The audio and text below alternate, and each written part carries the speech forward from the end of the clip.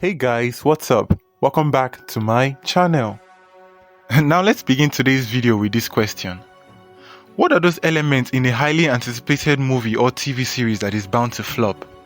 Just have that thought at the back of your mind, because in today's video I'm going to be sharing some reasons why I believe that the Netflix live-action remake of Avatar: The Last Airbender won't flop and will be a massive success.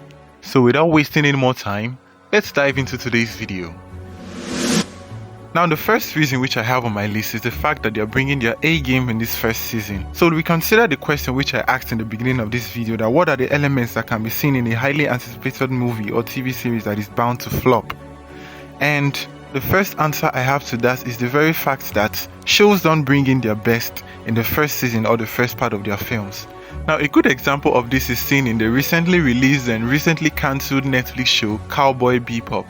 Now, I didn't see that show, I wasn't a fan of it and all that, but I saw the way the fans of the original anime were excited that they were getting a live action remake, and the whole thing was released, and all of a sudden it was cancelled.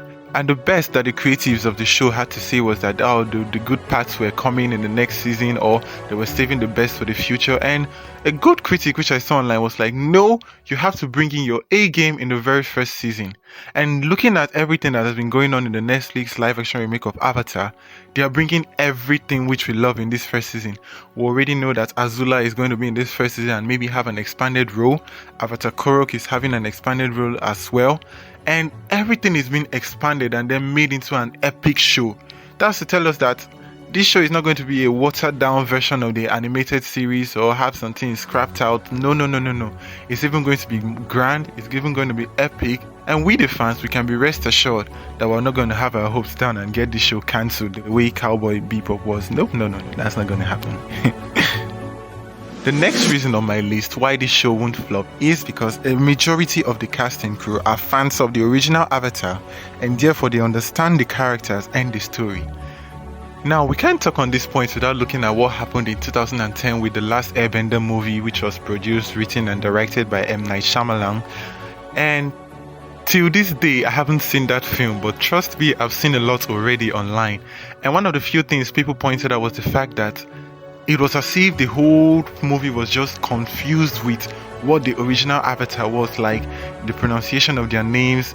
We grew up with the name Aang, and then in this one we were hearing them pronounce his name as Aang. And then the fact that a lot of the things happening in the show was just so off from what the original characters were in the original series, and then added with bad acting and everything. So the whole show was just like, they didn't see the main animated series and then they just went on to make a movie about it, and then the whole thing was just a huge disaster. And the part that struck me the most is the fact that Sokka, whom I grew to love as the funny one in the Avatar show, in the 2010s The Last Airbender, he was just this guy who was so wasn't smiling, nothing, no jokes. He was just stripped of the original qualities which we got to know and love in Sokka, and I was like, man, these people, what a way to disrespect a show that people grew to love. So looking at that confusion now, come back to what we're having now. You can see that everyone involved in this Netflix live action are fans of the show. The program creator Albert Kim has said many times how he's a fan of this show. The cast members, they are all fans of the show. They've seen it a lot of times. They understand these characters, and now they're even bringing something new, which I don't even know if it's going to be better, but it's going to be something new to the table for us.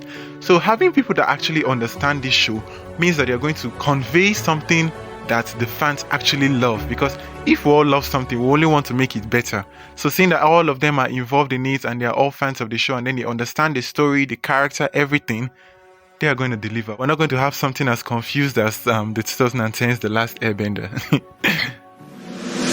So moving on, the third point which I have on my list here is the fact that the story and the show in its entirety still resonates with a lot of people in our world today. And a good case study which I'm going to be using to explain this point is the 2021 remake of West Side Story. Now, I don't know about y'all, but within my friend circle and all that, we didn't really get the movie, or should I say we're not huge fans of it because of the whole 1960s love story, love at first sight. I don't know, my crew and I, none of us buy that type of love story these days. But then, yeah, it was praised for Steven Spielberg's camera works and directing skills and all the good works he put into the film. But then, bringing a story from past and all that, it doesn't resonate with a lot of people today, especially for the fact that I never even heard of West Side Story until I got to know that, oh, it's getting a remake. But then Avatar: The Last Airbender is just 17 years old, and up to this day on the internet we still see new videos, new content, and everything surrounding the characters, the story, and all the good things that Avatar brought along with it.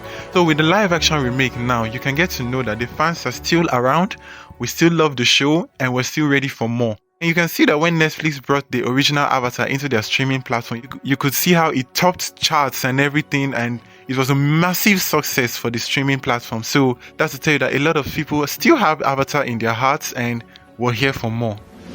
Now, next on my list, and this has to be the most crucial reason why I believe that this show won't flop or have any issues at all, and it's the fact that the casting isn't problematic or controversial and the cast members aren't scandalous.